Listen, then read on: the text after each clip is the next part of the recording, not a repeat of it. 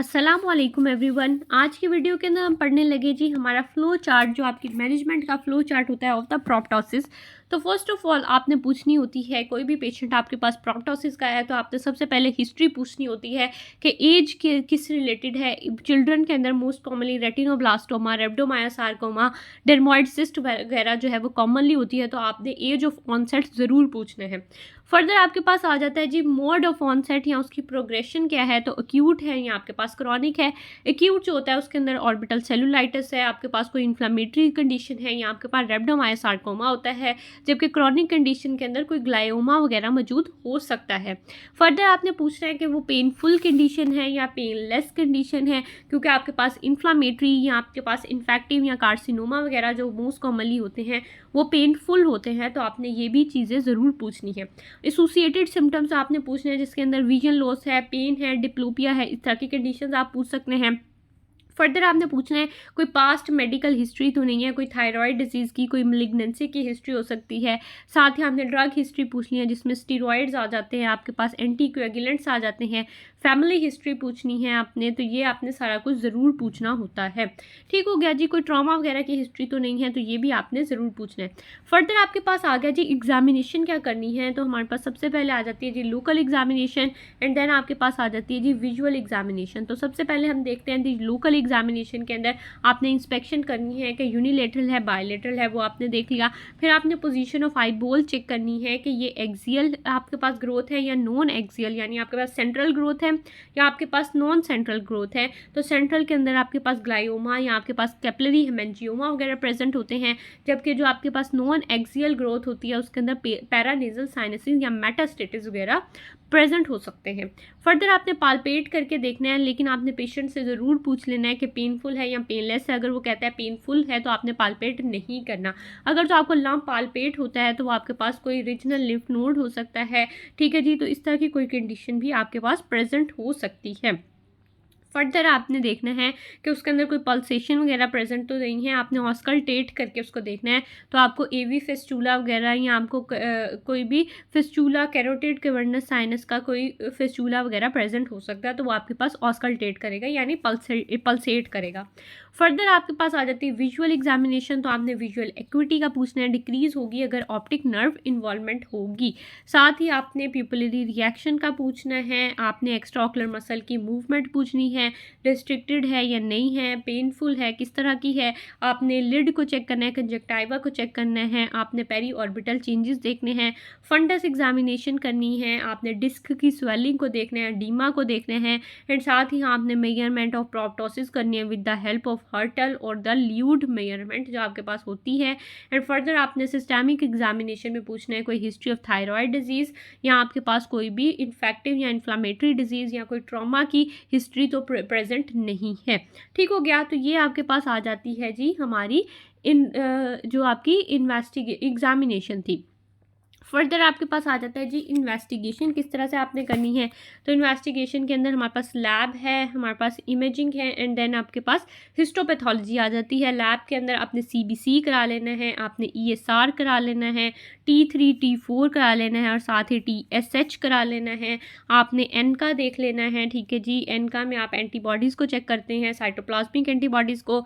आपने एस देख लेना है, यानी आपने एंजियोटेंसिन टेंसिनोजिन कन्वर्टिंग एंजाइम, ये आपके पास एस है। ठीक है, ये आपने ठीक कर लेना है, एस आपने देख लेना है, एंड साथ ही आपने कर लेनी है जी कैसोनी टेस्ट भी करा लेना है।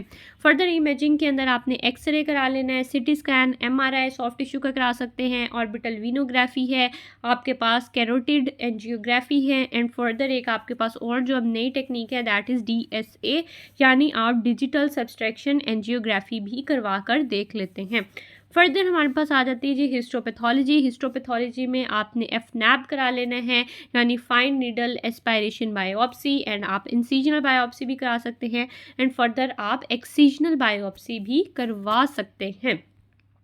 लास्ट में हमारे पास आ जाती है जी ट्रीटमेंट। तो ट्रीटमेंट के अंदर आपके पास सबसे पहले मेडिकल ट्रीटमेंट है, जिसमें हमने इन्फेक्शन को कंट्रोल करना है, इन्फ्लामेशन को कंट्रोल करना है, तो हम एंटीबायोटिक्स दे लेते हैं। We have the systemic antibiotics and we have the topical antibiotics as well.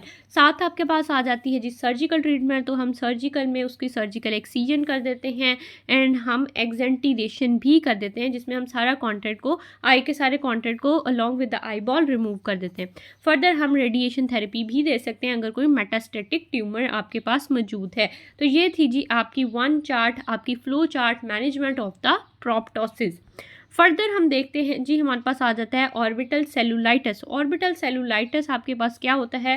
That is the acute infection of the soft tissue, जो आपके पास कहाँ होती है? पोस्टीरियर आपके पास होती है टू द ऑर्बिटल सेप्टम। तो ये आपने याद रखना है। फर्दर हिस्ट्री आपने क्या पूछनी है, ऑनसेट का क्या हुआ था, उसके एसोसिएटेड सिम्टम्स क्या है, विजन लॉस कैसा है, पेनफुल एक्स्ट्राओकुलर मसल की मूवमेंट तो नहीं है, ठीक है जी, डिस्चार्ज तो नहीं है, कोई इंसेक्ट बाइट तो नहीं हुई। तो ये चीज़ें आपने ज़रूर पूछनी है।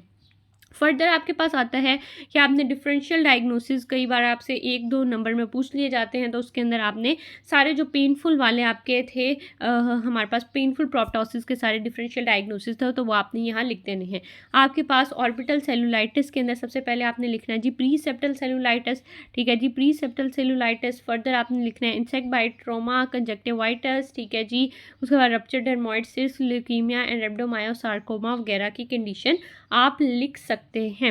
नेक्स्ट आपके पास आ जाती है जी एग्जामिनेशन। एग्जामिनेशन में सबसे इंपॉर्टेंट जो पॉइंट्स हैं आपके पास, एक तो फीवर मौजूद होगा, फर्दर आपके पास प्रोप्टोसिस मौजूद होगा जो बहुत कॉमन है, एंड साथ ही आपके पास साइनस की इन्फेक्शन भी इन्वॉल्व होगी। तो आपने further fever, oedema, conjunctival chemosis, congestion होगा, तो ठीक है, ये आपने सारी चीज़ें याद रखनी है।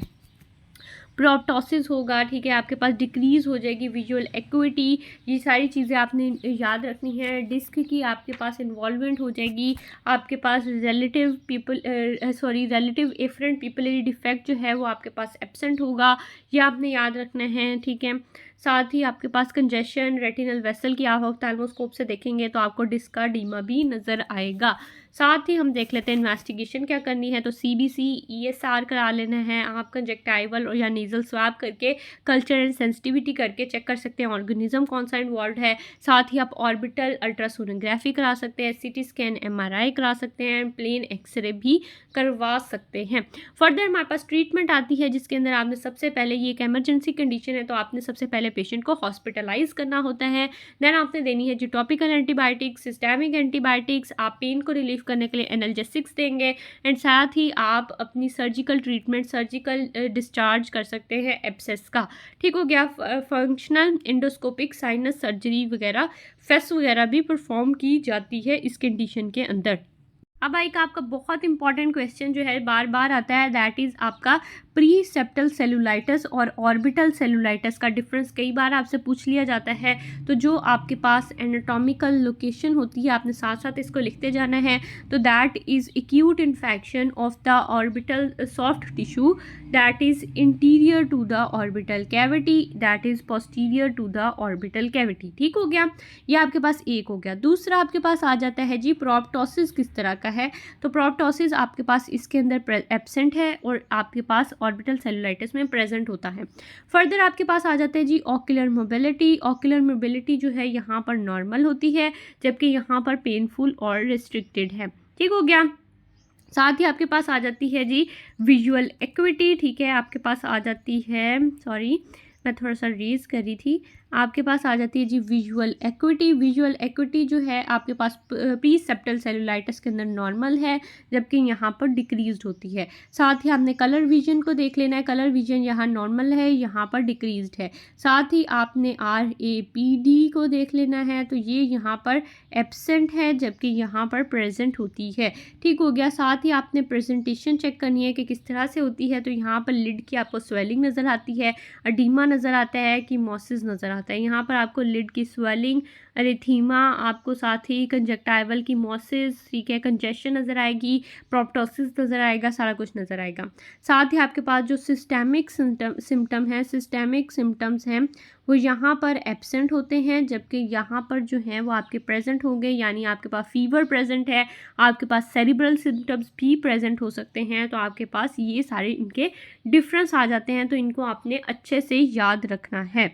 शायद मैं बोलते हुए मिस कर गई थी कि जो आपके पास RAPD होता है, आपने कंफर्म कर लेना है कि RAPD जो है वो प्री सेप्टल जो आपके पास सेलुलाइटिस है उसके अंदर एब्सेंट होता है, ठीक है जी। और जो आपके पास ऑर्बिटल सेलुलाइटिस है उसमें प्रेजेंट होता है। शायद मैं बोलते हुए पहले मिस कर गई थी, तो आपने इसको ज़रूर अच्छे से देख लेना है। That is all from my side. Thank you so much.